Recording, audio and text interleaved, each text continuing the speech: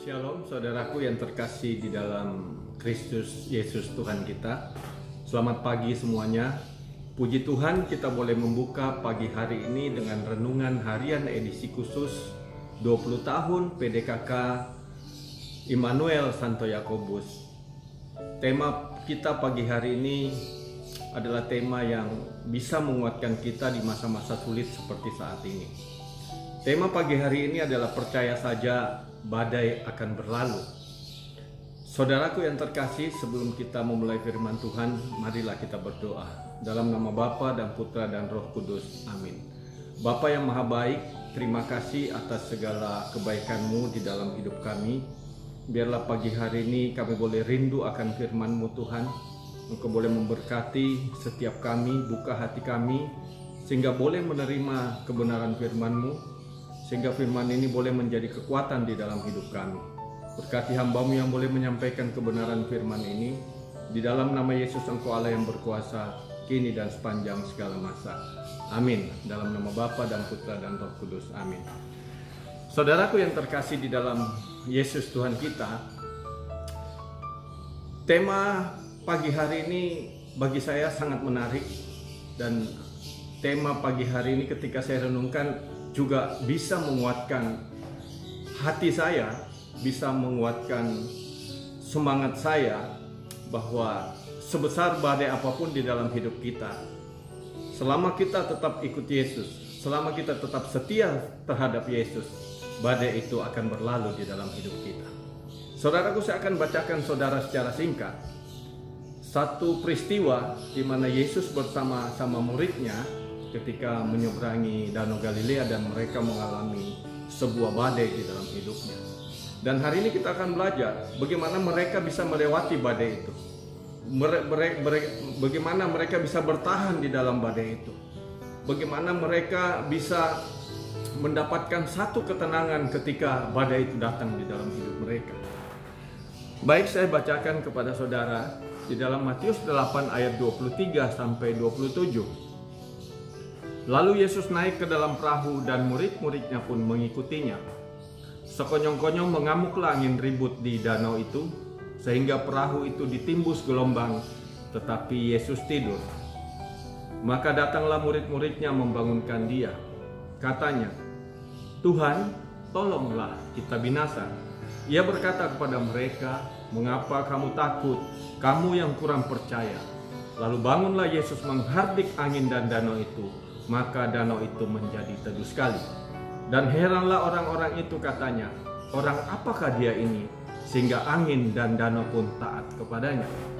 Saudaraku, ada satu peristiwa ketika kita membaca firman Tuhan ini, kita tahu bahwa sebagian dari murid-murid Yesus adalah mereka adalah nelayan-nelayan yang handal, saudaraku.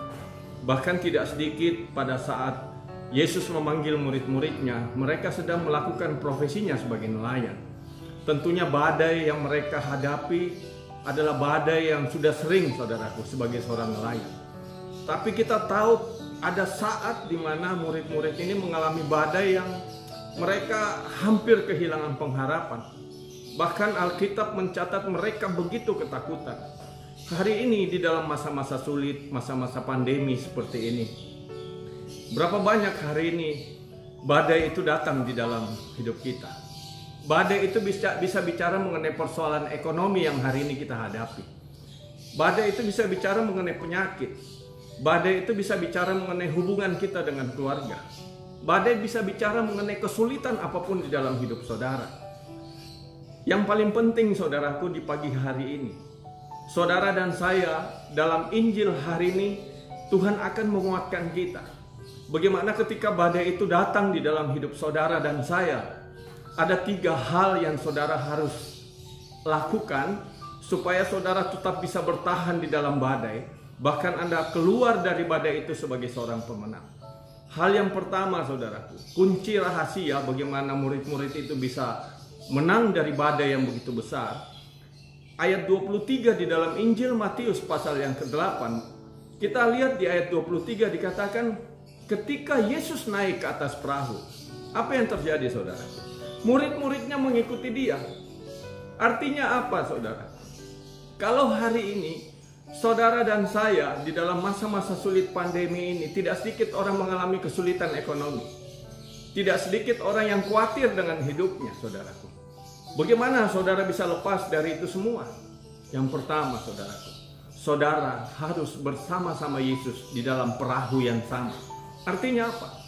Di poin yang pertama, kuncinya adalah kita harus tetap setia kepada Yesus. Kesulitan boleh datang, masalah boleh datang, tapi kalau Anda setia terhadap Yesus, ada kekuatan di dalam sana. Kalau Anda setia terhadap Yesus, percaya seberat apapun badai itu, ada sukacita di dalam Yesus. Amin. Saudaraku yang terkasih, berapa banyak hari ini ketika kita mengalami masa-masa sulit, saudaraku, tidak sedikit kita yang mulai berpikir, khawatir, takut, saudaraku. Ketakutan itu sesuatu yang lumrah bagi manusia. Tapi di poin yang kedua yang saya mau katakan kepada saudara, yang pertama kita setia, di poin yang kedua yang tidak kalah pentingnya, saudaraku, dikatakan di sana ada satu ayat, di ayat yang ke-25, maka datanglah murid-muridnya membangunkan dia, katanya, Tuhan, tolonglah kita binasa. Tetapi di ayat sebelumnya dikatakan pada saat itu angin itu bergelora, saudaraku. Apa yang terjadi? Dikatakan perahu itu sudah kemasukan air, ditimbus angin, saudaraku. Apa yang terjadi? Dikatakan di ayat itu Yesus tidur. Apakah sungguh Yesus tidur di dalam setiap permasalahan saudara dan saya? Saya percaya tidak, saudaraku. Karena salah satu firman Tuhan yang berkata, satu helai rambutmu pun jatuh, Tuhan tahu. Kesulitan-kesulitanmu hari ini Yesus pasti tahu. Tapi Yesus ingin melihat ketika kita mengalami kesulitan bagaimana respon kita. Yang kedua kita lakukan, pertama kita setia, yang kedua datanglah kepada Yesus. Ini bicara mengenai apa, saudaraku? Datang ini bicara mengenai apa? Kita berdoa sungguh-sungguh kepada Yesus, minta pertolongan kepada Dia. Karena di dalam Kisah Para Rasul jelas dikatakan, barang siapa yang berseru-seru kepada nama Tuhan Yesus, maka ia akan diselamatkan. Saudaraku, hari ini hidup doamu bagaimana? Apakah engkau sudah sungguh-sungguh datang kepada Tuhan, tidak mengandalkan kekuatanmu sendiri? Kalau engkau melakukan itu, engkau pasrahkan hidupmu kepada Tuhan. Di dalam setiap kesulitan, engkau pasti diberi sebuah kekuatan. Karena satu bagian dari firman berkata, pencobaan-pencobaan yang kau alami adalah pencobaan biasa yang tidak melebihi kekuatanmu, saudara. Poin yang kedua, saudaraku, pakai lututmu untuk berdoa sungguh-sungguh kepada Tuhan. Maka Dia akan memberi engkau kekuatan. Yesus di masa-masa sulitnya, saudaraku, di hari-hari hidupnya, di dalam peristiwa yang mengerikan, Dia tahu apa yang Dia alami. Tapi di Taman Getsemani, saudaraku, Dia berlutut dan bersungguh-sungguh Dia berkata, Tuhan, kalau bisa cawan ini berlalu, Tuhan. Setiap kita mau cawan itu berlalu, tapi perhatikan kata Yesus, tapi terjadilah menurut kehendak-Mu.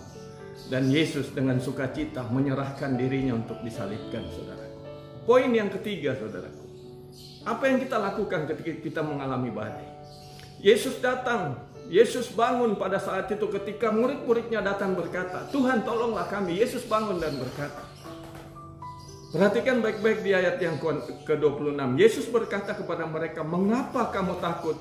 Kamu yang kurang percaya. Lalu bangunlah Yesus menghardik angin dan danau itu. Maka danau itu menjadi teduh sekali. Yesus berkata ketika badai itu datang di dalam hidupmu, Dia bilang jangan takut. Takut ini, saudaraku, digambarkan orang yang takut seolah-olah mereka tidak punya pengharapan di dalam Kristus. Orang yang takut seolah-olah Kristus tidak mungkin bisa menolong hidup dia. Saya mau katakan, tidak ada yang mustahil Tuhan kerjakan di dalam hidupmu.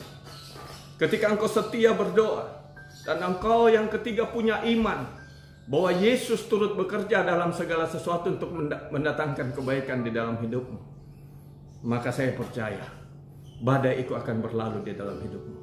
Masa pandemi masih begitu lama, saudaraku, kita tidak tahu kapan selesai. Tapi kalau kita melakukan pesan dari Injil 3 ini, saudaraku, setia, berdoa, dan kita punya iman yang teguh kepada Kristus, maka badai itu akan berlalu di dalam hidupmu. Saudaraku, kiranya demikian firman Tuhan hari ini.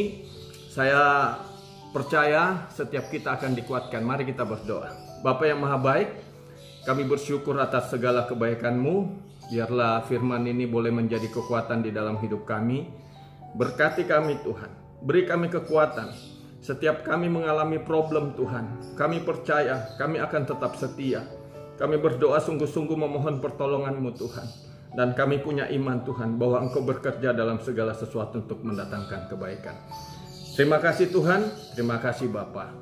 Di dalam nama Yesus kami berdoa dan mengucap syukur. Amin. Dalam nama Bapa dan Putra dan Roh Kudus. Amin. Saudaraku, sekali lagi saya mengucapkan selamat hari ulang tahun yang ke-20 buat PD PKK Immanuel Santo Yakobus. Saya percaya bahwa persekutuan doa ini membawa berkat bagi banyak orang. Dan saya mengundang saudara untuk boleh setiap hari melihat tayangan, setiap hari melihat renungan harian edisi khusus 20 tahun PDKK Immanuel Santo Yakobus. Tuhan Yesus memberkati saudara dan saya. Amin.